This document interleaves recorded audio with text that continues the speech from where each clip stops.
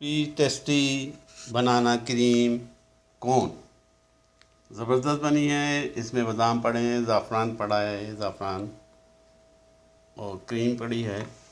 और ये 4 किस्म के 4 मॉडल्स मैंने बनाए हैं। ये देखिए, चॉकलेट का सिरप पड़ा है, स्ट्रॉबेरी का सिरप। ये सिर्फ चॉकलेट सिरप में है, जिसको सिर्फ चॉकलेट सिरप में चाहिए तो चॉकलेट सिरप में ले सकता है। ये देखिए खूबसूरत। और ये पीछे जो आपको फूल नज़र आ रहे हैं, ये हमारी बेगम साहबा ने बनाए हैं। ये कागज़ के फूल हैं। हमारे यहाँ घर में अल्हम्दुलिल्लाह हर शख्स आर्टिस्ट है और अपना अपना आर्ट दिखाता रहता है। ये छोटी बच्ची के लिए छोटा बनाया है, इसको ज़्यादा फिल नहीं किया। तो इस तरह ये 4 मैंने ग्लासेस बनाए हैं, खूबसूरत तरीन, टेस्टी तरीन, अच्छे दिख रहे हैं। मेहमानों को भी सर्व किए जा सकते हैं, खुद भी खाए जा सकते हैं और ख़ानदान वालों को भी खिलाए जा सकते हैं। उम्मीद है आप बनाएंगे, उम्मीद है मुझे दुआओं में याद रखेंगे।